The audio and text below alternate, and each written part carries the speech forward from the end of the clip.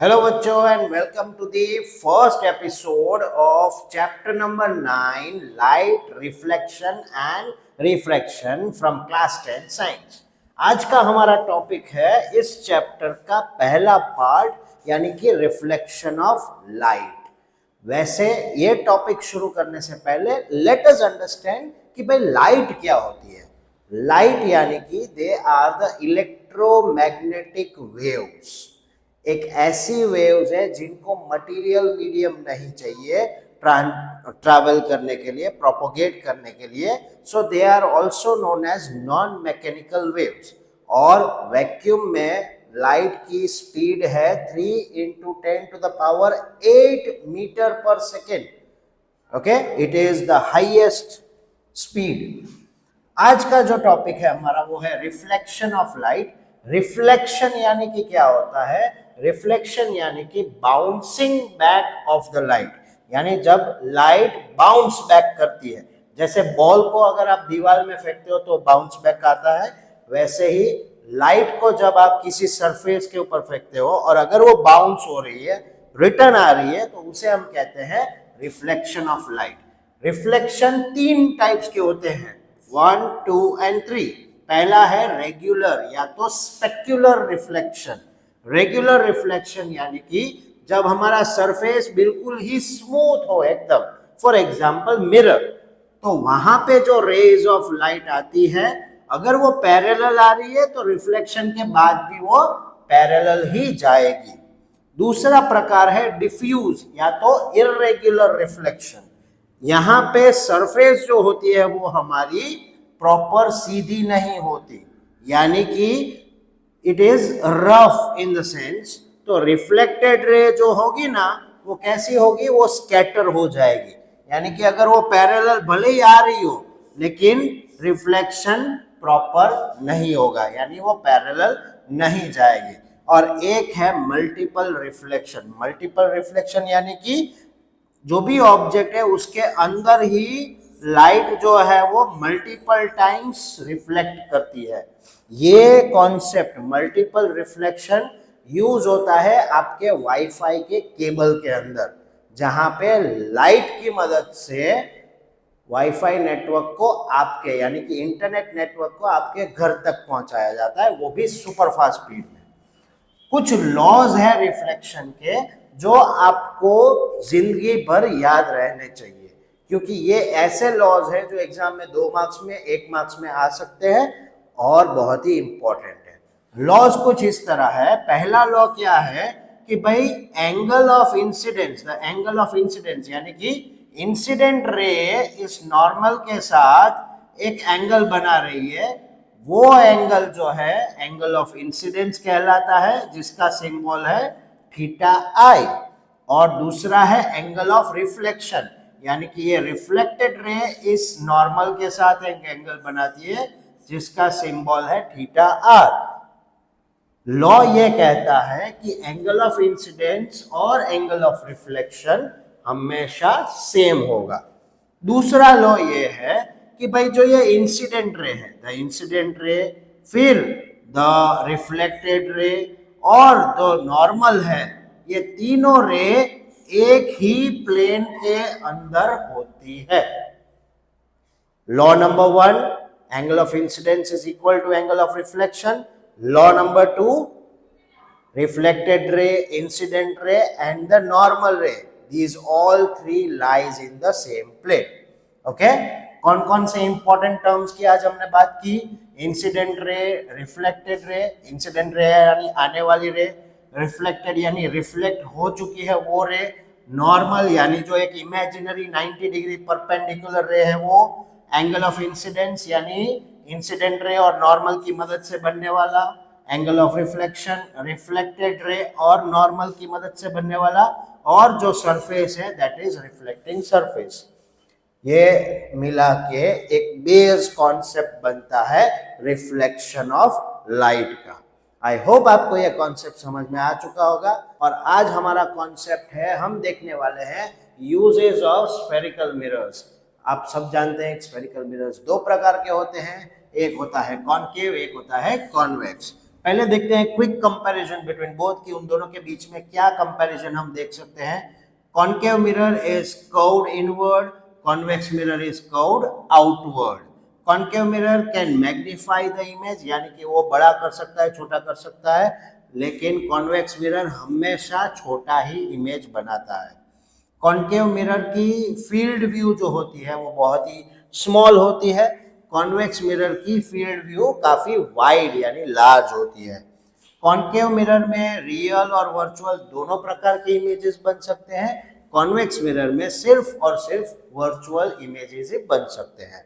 अगर हम दोनों के यूजेस की बात करें तो कॉन्केव मिरर को हम शेविंग मिरर में यूज करते हैं, डेंटिस्ट इनको यूज कर सकते हैं दांतों का एनलार्ज इमेज देखने के लिए, व्हीकल हेडलाइट्स में यूज किए जाते हैं फोकस्ड बीम के लिए, सोलर फर्नेस में यूज कर सकते हैं सनलाइट को, सोलर एनर्जी को एक जगह पे कॉन्सेंट्रेट करवाने के लिए, और सर्च लाइट यानी नॉर्मल टॉर्च लाइट में भी यूज कर सकते हैं। अगर हम कॉन्वेक्स मिरर की बात करें तो गाड़ी में रियर व्यू मिरर में यूज हो सकते हैं, सिक्योरिटी मिरर्स यानी कैमरास जो होते हैं उसमें आगे लग सकते हैं। उसके अलावा ट्रैफिक रोड पार्किंग मिरर या वेयरहाउस मिरर, यानी इन सब जगह पे ऐसे मिरर्स आपने देखे होंगे, बेसिकली ट्रैफिक ना हो या तो ज्यादा एक्सीडेंटल सिचुएशंस ना हो, उसके लिए ये मिरर्स यूज किए जा सकते हैं। अगर हम क्विक अपडेट की बात करें तो हमें दो चीज हमेशा याद रखनी है कि कॉन्केव मिरर है वो मैग्निफिकेशन और कंसंट्रेशन के लिए यूज होता है, लेकिन अगर हम कॉन्वेक्स मिरर की बात करें तो वो वाइडर व्यू और सेफ्टी के लिए यूज होता है। आई होप आपको ये दोनों मिरर के यूजेस समझ में आ चुके होंगे of today, that is mirror formula and magnification. आज का ये जो टॉपिक है वो रिलेटेड है हमारे टाइप्स ऑफ स्फेरिकल मिरर के। जैसे कि हमने पिछले वीडियो में देखा था, दो प्रकार के स्फेरिकल वीडियोस होते हैं, एक होता है कॉन्केव, एक होता है कॉन्वेक्स, और उन स्फेरिकल मिरर्स से जुड़ी हुई कुछ टर्मिनोलॉजीज हमने पिछले टाइम देखी थी, जैसे कि P होता है pole of the mirror, C है सेंटर ऑफ कर्वेचर, F होता है प्रिंसिपल फोकस, R है रेडियस ऑफ कर्वेचर, U है हमारा ऑब्जेक्ट डिस्टेंस, V है हमारा इमेज डिस्टेंस और F है हमारा focal length. Okay, concave mirror का और कॉन्वेक्स मिरर का ये डायग्राम यहाँ पे आपको दिखाया गया है। P से F तक को हम फोकल लेंथ बोलते हैं, P से C तक को हम रेडियस ऑफ कर्वेचर बोलते हैं पूरा। ओके, कॉन्केव मिरर में सब कुछ मोस्टली लेफ्ट साइड होता है, कॉन्वेक्स मिरर में फोकल लेंथ और वो सब कुछ राइट साइड पे चला जाता है। ओके, मिरर फॉर्मूला ये है हमारा mirror formula 1/f is equals to 1/v plus 1/u। आपकी टेक्स्ट बुक में दिया होगा 1/v plus 1/u is equals to 1/f, दोनों ही सेम है, इसमें कोई डिफरेंस नहीं है। F stands for focal length, V stands for image distance, U stands for object distance. In formula के साथ साथ आपको एक फॉर्मूला आपकी टेक्स्ट बुक में और दी गई है, R is equals to 2f, जिसकी मदद से यहाँ पे कॉन्केव मिरर और कॉन्वेक्स मिरर के लिए अगर क्वेश्चन में फोकल लेंथ नहीं दी गई है लेकिन रेडियस ऑफ कर्वेचर दिया है तो F is equals to R/2, और उस फॉर्मूला को यूज करके आप कॉन्केव मिरर हो तो उसका आंसर नेगेटिव आएगा, कॉन्वेक्स मिरर हो तो उसका आंसर पॉजिटिव लेना है फोकल लेंथ ढूंढने के लिए। उसके अलावा अगर आप इस फॉर्मूला को यूज करते हैं तो आपको कई सारी चीजें उसमें पता चलेगी, और कार्टेशियन साइन कन्वेंशन कॉन्सेप्ट एक होता है। कार्टेशियन साइन कन्वेंशन क्या कहता है कि भाई all the distances they are always measured from the pole, यानी जो भी डिस्टेंस आपको मेजर करने हैं स्केल रख के पोल के ऊपर से आपको शुरुआत करनी है। दूसरा क्या बोला गया है कि distance measured in the direction of incident light are taken as negative, यानी कि जो लेफ्ट साइड के डिस्टेंस होंगे जितने भी होंगे वो सारे कैसे लेने पड़ेंगे, हमें नेगेटिव लेने पड़ेंगे, और जो राइट साइड के डिस्टेंसेस होंगे मिरर के वो सारे पॉजिटिव हम लेंगे। Okay, distances measured opposite to the direction of the incident light, यानी ये हो गया हमारा लेफ्ट साइड वाला और ये हो गया हमारा राइट साइड वाला जिसमें डिस्टेंस हमें पॉजिटिव लेने पड़ेंगे। राइट, ऑब्जेक्ट जो होता है, ऑब्जेक्ट हमेशा मिरर के सामने लेफ्ट साइड पे ही रखा जाएगा, और ऑब्जेक्ट की हाइट, यानी अगर हम प्रिंसिपल एक्सिस के ऊपर हाइट मेजर कर रहे हैं तो हाइट को हम ऊपर पॉजिटिव लेंगे और नीचे वाली हाइट को हम नेगेटिव लेंगे। यानी इतना याद रखिए कि ये 5 पॉइंट्स हैं जो कार्टेशियन साइन कन्वेंशन को डिफाइन करते हैं। वो 5 पॉइंट्स है, सबसे पहला पॉइंट है ऑब्जेक्ट जो है वो हमेशा लेफ्ट में रखा जाएगा। दूसरा पॉइंट है all the distances will be measured from pole. तीसरा पॉइंट है पोल मिरर के लेफ्ट साइड वाले डिस्टेंस या वो सबको नेगेटिव लेंगे, मिरर के राइट साइड वाले डिस्टेंस को पॉजिटिव लेंगे। मिरर में हाइट प्रिंसिपल एक्सिस के ऊपर यानी height upwards will be taken as positive, height downwards will be taken as negative. ये सारे रूल्स का आपको एक बहुत ही अच्छा डायग्राम आपकी टेक्स्ट बुक में ऑलरेडी दिया हुआ है और ये है कार्टेशियन प्लेन के आधार पे यानी कि कार्टेशियन कोऑर्डिनेट ज्योमेट्री के आधार पे ये सारे लॉज हमें याद रखने हैं और इन्हीं लॉज की मदद से यू वी एफ और आर की वैल्यूज पॉजिटिव लेनी नेगेटिव लेनी, इस फॉर्मूला में उस वैल्यू को उस हिसाब से डाला जाएगा। उसके साथ साथ एक और फॉर्मूला है जो फॉर्मूला है मैग्निफिकेशन का।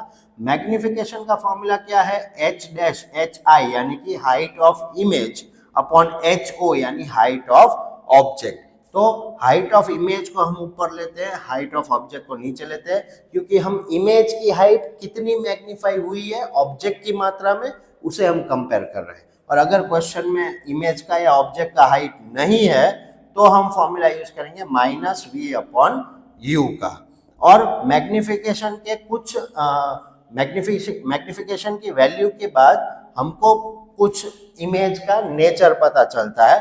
तो अगर मैग्निफिकेशन इज ग्रेटर देन 0 तो image is erect, magnification is smaller than 0 image is inverted, magnification greater than 1 image is magnified, magnification lower than 1 image is diminished, and if magnification is equal to 1 then image is of the same size। ये बहुत ही important table है आपके लिए क्योंकि आपको हर numerical में ऐसा दिया जाएगा कि आपको नेचर ढूंढना है इमेज का। अगर नेचर ढूंढते हो तो उसके लिए आपको मैग्निफिकेशन का फॉर्मूला अप्लाई करना पड़ेगा और फॉर्मूला अप्लाई करने के बाद उनकी वैल्यूज के ऊपर बेस्ड आपको ये आंसर देना पड़ेगा। ओके, आई गेस आपको आज का कॉन्सेप्ट समझ में आ चुका होगा। आज मैं आपके लिए टॉपिक लेकर आया हूँ refraction through a rectangular glass slab. पिछले कुछ एपिसोड्स में हम रिफ्लेक्शन की बात कर रहे थे, आज हम बात करने वाले हैं रिफ्रैक्शन टॉपिक की और वो भी एक रेक्टेंगुलर ग्लास स्लैब यानी कि एक रेक्टेंगल शेप का अगर ग्लास का टुकड़ा है तो उसमें से रिफ्रैक्शन कैसे होगा, चलिए देखते हैं। अब यहाँ पे ये जो इंसिडेंट रे आपको दिख रही है, इंसिडेंट रे मतलब बाहर से आने वाली रे। ये ग्लास है, उसके बाहर ऊपर नीचे सब जगह पे एयर अवेलेबल है। अगर दोनों मीडियम्स की कंपैरिजन करें, एयर एक ऐसा मीडियम है जिसमें पार्टिकल्स बहुत फैले हुए हैं, ग्लास एक सॉलिड है इसलिए उसमें पार्टिकल्स काफी एक दूसरे के नजदीक होंगे, इसीलिए एयर हमारा रेयर मीडियम है और ग्लास स्लैब हमारा डेंसर मीडियम है। तो जब कोई रे ऑफ लाइट जो इंसिडेंट है जो रेयर से डेंसर में जा रही है तो वो जैसे ही यहाँ पे सरफेस के ऊपर टच करेगी और अंदर जाएगी तो वो अपना रास्ता थोड़ा चेंज कर रही है। देखो ओरिजिनली वो ऐसे जा रही थी लेकिन उसकी जगह पे उसने अपना रास्ता बदला। ये रास्ता क्यों बदला, तो इसी को कहते हैं रिफ्लेक्शन, इसी को कहते हैं हम रिफ्रैक्शन हैपनिंग ओवर हियर। क्योंकि जब एक रे ऑफ लाइट एक मीडियम से दूसरे मीडियम में जाती है तो डिपेंडिंग ऑन देयर डेंसिटी वो अपना रास्ता बदलती है। कैसे बदलती है, अगर रेयर टू डेंसर जा रहा है तो वो रे नॉर्मल की ओर बढ़ रही है, ये हमारी नॉर्मल लाइन है, ठीक है। और उसी तरह अगर डेंसर से रेयर जाएगी तो वो रे अपना रास्ता अवे फ्रॉम द नॉर्मल लेके जाएगी, यानी कि इसमें नॉर्मल की ओर जा रही है, इसमें नॉर्मल से दूर जा रही है। लेकिन अगर हम रिफ्रैक्शन थ्रू ग्लास स्लैब को अच्छी तरीके से देखें तो ओरिजिनल इंसिडेंट रे हमारी जो ट्रैवल कर रही थी उसके कंपैरिजन में जो हमारी इमर्जेंट रे निकल रही है उन दोनों के बीच में काफी सा डिफरेंस हो गया है और उस डिफरेंस को हम कहते हैं लैटरल डिस्प्लेसमेंट। अगर यहाँ पे ग्लास स्लैब ना होता तो रे ऑफ लाइट सीधी चली जाती, लेकिन जैसे ही हमने ग्लास स्लैब रखा तो रे ऑफ लाइट ने अपना रुख बदल दिया। ये क्यों हुआ, क्योंकि यहाँ पे हो रहा है रिफ्रैक्शन। क्योंकि रे ऑफ लाइट एक मीडियम में से दूसरे मीडियम में जा रही है, फिर चाहे वो रेरर से डेंसर में जाए या डेंसर से रेरर में जाए, दैट डिपेंड्स। लेकिन रे ऑफ लाइट हमेशा अपना डायरेक्शन बदलेगी। ओके, सो की पॉइंटर्स क्या हमने निकाला कि when a light ray passes through rectangular slab it gets refracted twice, दो बार रिफ्रैक्ट हो रही है, एक यहाँ पे और एक यहाँ पे। The emergent ray is parallel to the incident ray, ये जो हमारी इमर्जेंट रे और ये हमारी इंसिडेंट रे वो दोनों एक दूसरे को पैरेलल है, कभी नहीं मिलेगी। The emergent ray is laterally displaced, lateral displacement हुआ है, जा रही थी ऐसे लेकिन अब जा रही है वैसे, there is a gap between both. Lateral displacement increase with the increase in thickness of slab, यानी जैसे ही स्लैब की थिकनेस हम बढ़ाएंगे लेटरल डिस्प्लेसमेंट और भी बढ़ेगा। The light slows down in the denser medium, हमेशा जैसे ही रे ऑफ लाइट रेरर से डेंसर में आती है तो लाइट की स्पीड कम हो जाती है। वैसे ही जैसे ही मान लो कि हम रास्ते पे गाड़ी चला रहे, ट्रैफिक नहीं है तो हम स्पीड में चलाएंगे, जैसे ही ट्रैफिक आएगा तो क्या होगा, अपने आप हमारी स्पीड कंट्रोल में आ जाएगी, राइट। और इसी तरह यहाँ पे जो कुछ इंपॉर्टेंट एंगल्स जो बन रहे हैं वो है, पहला है angle I, that is angle of incidence, फिर है angle R, that is angle of reflection, फिर है angle E, that is angle of emergence, और एक एंगल मतलब एक डिस्प्लेसमेंट हो रहा है, दैट इज लेटरल डिस्प्लेसमेंट। अगर हम लॉज ऑफ रिफ्रैक्शन के बारे में बात करें तो they are almost similar to that of laws of reflection. पहला क्या है, the incident ray, refracted ray and the normal at the point of incidence, यानी ये तीनों रे जो होगी they all lie in the same plane, and for a given pair of medium sine I upon sine R is always constant. और इसी के ऊपर based है हमारा अगला topic, that is refractive index, क्योंकि refractive index depends on the speed of light in medium 1 and in medium 2। कल देखेंगे डिटेल में, आई होप आपको ये कॉन्सेप्ट समझ। आज का हमारा टॉपिक है lens formula and magnification from the chapter light reflection and refraction. और आज हम पढ़ने वाले हैं लेंसेज के बारे में, उनकी फॉर्मूला और उनका मैग्निफिकेशन। पिछले एपिसोड्स में हमने देखा था कि मिरर फॉर्मूला और उसका मैग्निफिकेशन कैसे काम करता है। आज हम देखने वाले हैं लेंस फॉर्मूला के बारे में। सिर्फ डिफरेंस इतना है कि मिरर फॉर्मूला में यहाँ पे प्लस था, लेंस फॉर्मूला में यहाँ पे माइनस आएगा। ओके, सो लेंस फॉर्मूला है 1/f is equal to 1/v minus 1/u, यानी f stands for focal length, v stands for image distance, u stands for object distance. अगर हम कॉन्वेक्स लेंस को देखें तो ज्यादातर ऑप्शंस हमारे ऐसे होंगे कि हमारा ऑब्जेक्ट जो होगा वो हमेशा लेफ्ट पे होगा, और मेजॉरिटी केसेस में हमारी इमेज जो बनेगी वो राइट साइड पे बनेगी, यानी हर बार हमारा ऑब्जेक्ट डिस्टेंस u नेगेटिव लेना पड़ेगा और इमेज डिस्टेंस कभी पॉजिटिव कभी नेगेटिव हो सकता है, राइट। मैग्निफिकेशन की फॉर्मूला की अगर बात करें तो it remains the same, magnification is image height upon object height, लेकिन जो इमेज डिस्टेंस और ऑब्जेक्ट डिस्टेंस वाली यानी कि हमारी जो मैग्निफिकेशन की ऑप्शनल फॉर्मूला है वहां पे एक छोटा सा चेंज यहाँ पे है कि मैग्निफिकेशन का फॉर्मूला लेंस के लिए v अपॉन u है, जबकि मिरर के लिए it was minus v upon u। Clear है? सो इस प्रकार से इन दो फॉर्मूलाज की मदद से हम लेंस के रिलेटेड न्यूमेरिकल्स आसानी से सॉल्व कर सकते हैं, और साथ में हम ये भी पता कर सकते हैं कि इमेज जो बनेगी उसका नेचर कैसा होगा, साइज कैसी होगी, क्या वो मैग्नीफाई हुई है, क्या वो मैग्नीफाई नहीं हुई है, स्मॉलर है, तो उसके कुछ की पॉइंट्स है मेरे पास। Okay, so lens formula relates with UV and F, हमको पता है। Magnification tells how much the image is enlarged और डिमिनिश्ड। ओके, अगर m का वैल्यू ग्रेटर देन 1 है तो एनलार्ज, इक्वल्स टू 1 है तो सेम साइज, लेस देन 1 है तो डिमिनिश्ड। अगर पॉजिटिव m का वैल्यू आ रहा है तो इरेक्ट इमेज है, नेगेटिव m आ रहा है तो इन्वर्टेड इमेज है। For real and inverted image m is always negative, हमेशा याद रखना m जो है वो हमेशा नेगेटिव होगा। कौन सी इमेज के लिए?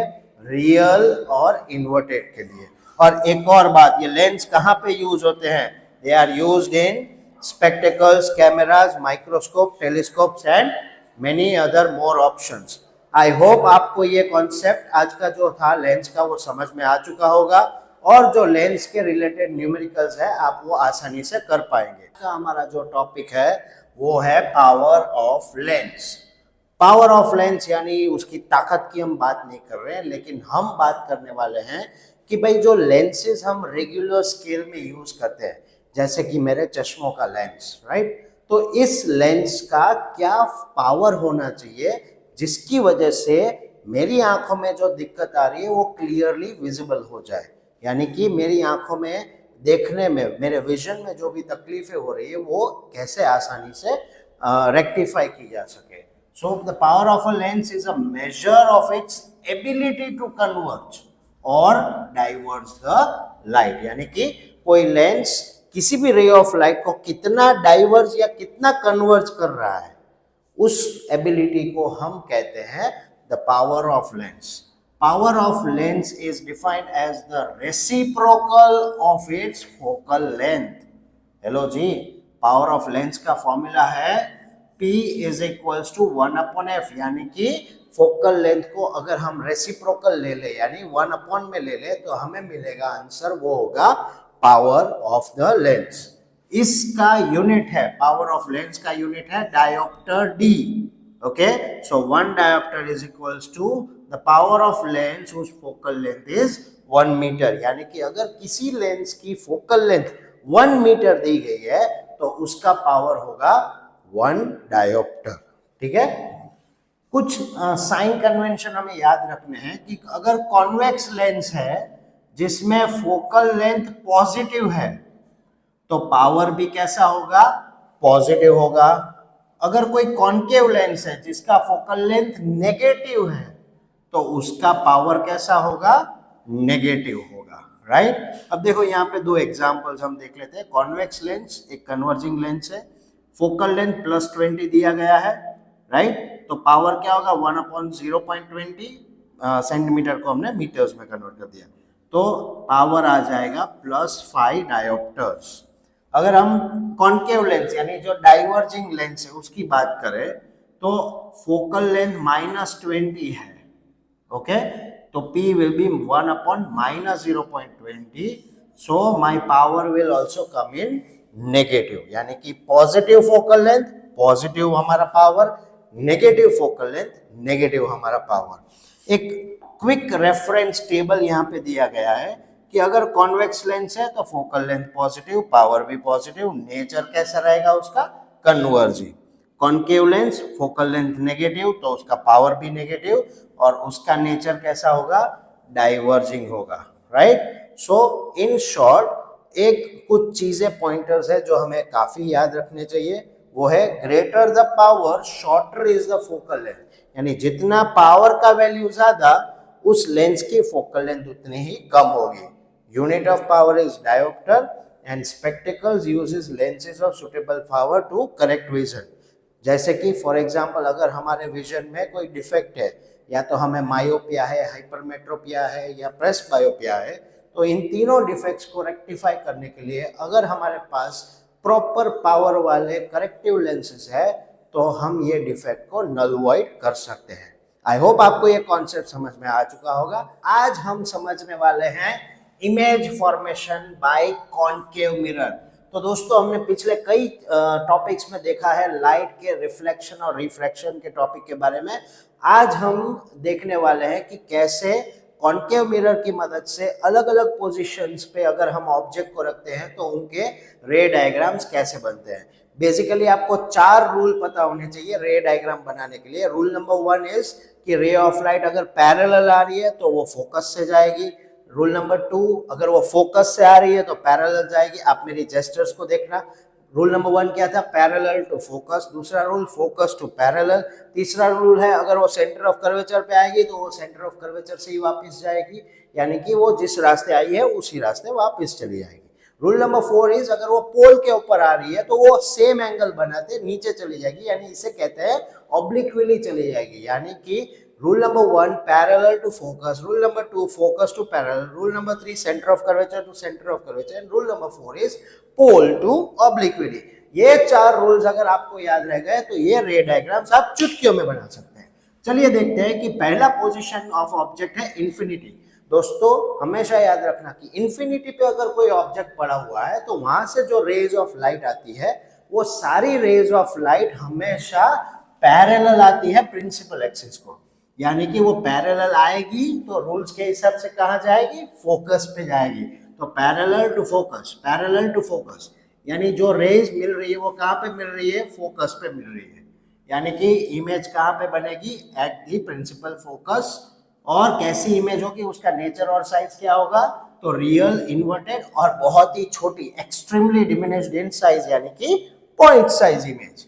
अगर हम दूसरी पोजीशन की बात करें तो beyond the centre of curvature, beyond the centre of curvature यानी कि सी के पीछे पड़ा हुआ है हमारा ऑब्जेक्ट।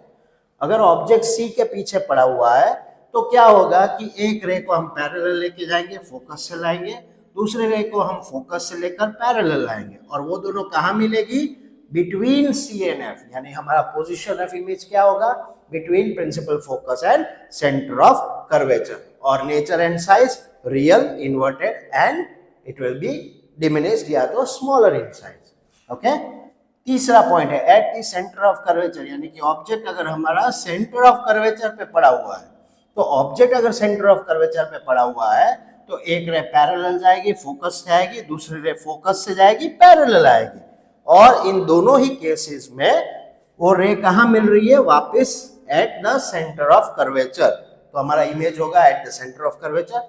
कैसा इमेज होगा, real, inverted and of the same size. Okay, fourth हमारा है पोजीशन है between C and F.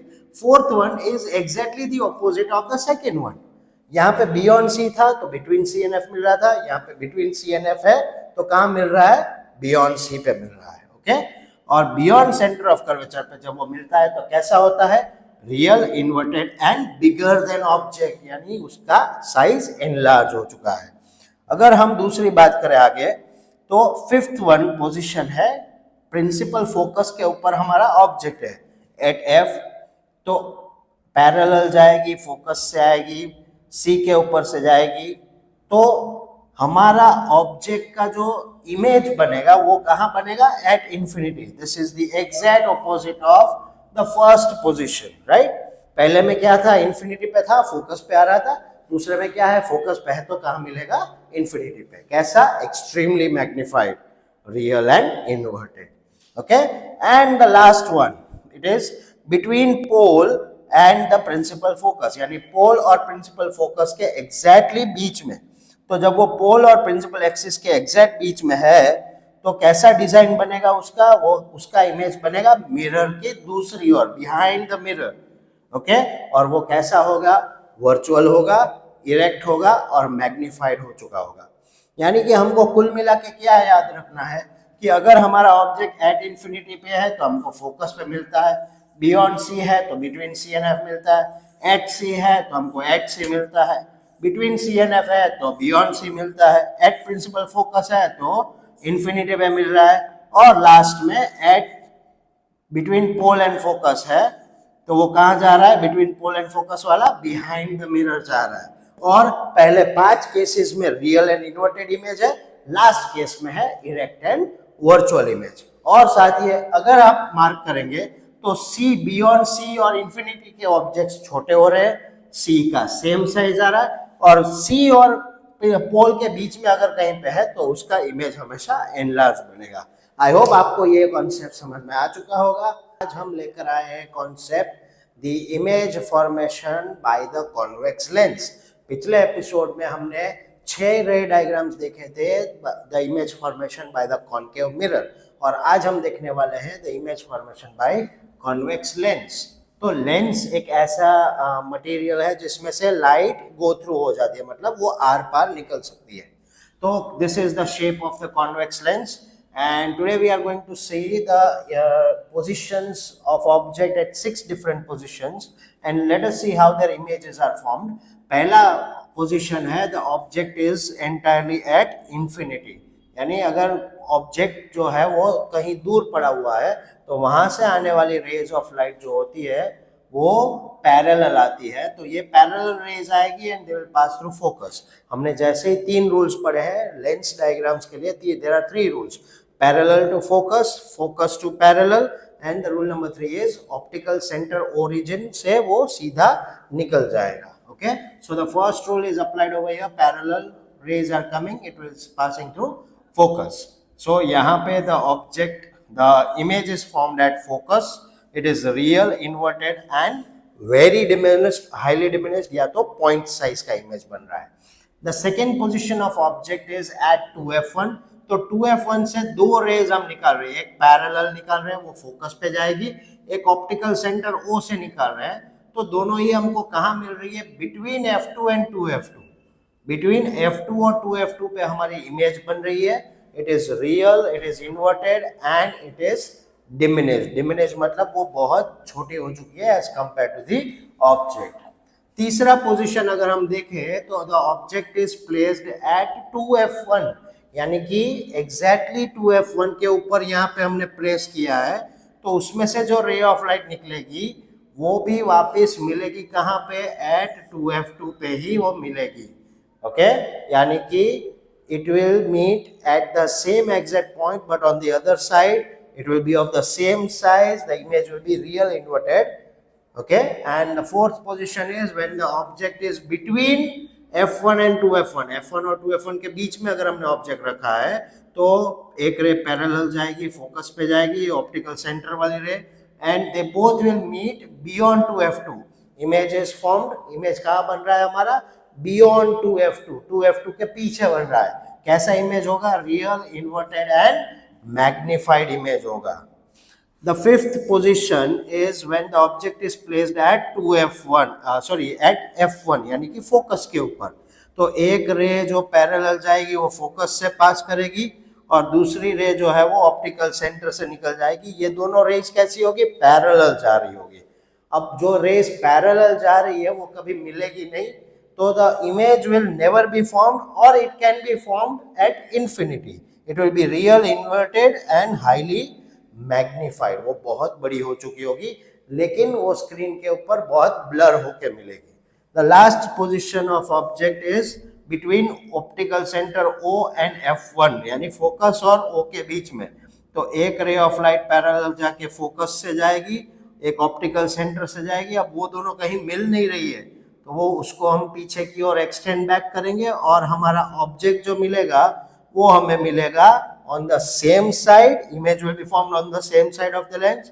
It will be virtual, erect and magnified. Okay, so these are the 6 different positions of object and how the images are formed, what is the nature of the image and the size of the image form. I hope आपको यह concept समझ में आ चुका होगा और आपके ray diagrams काफी clear हो चुके होंगे. See you again.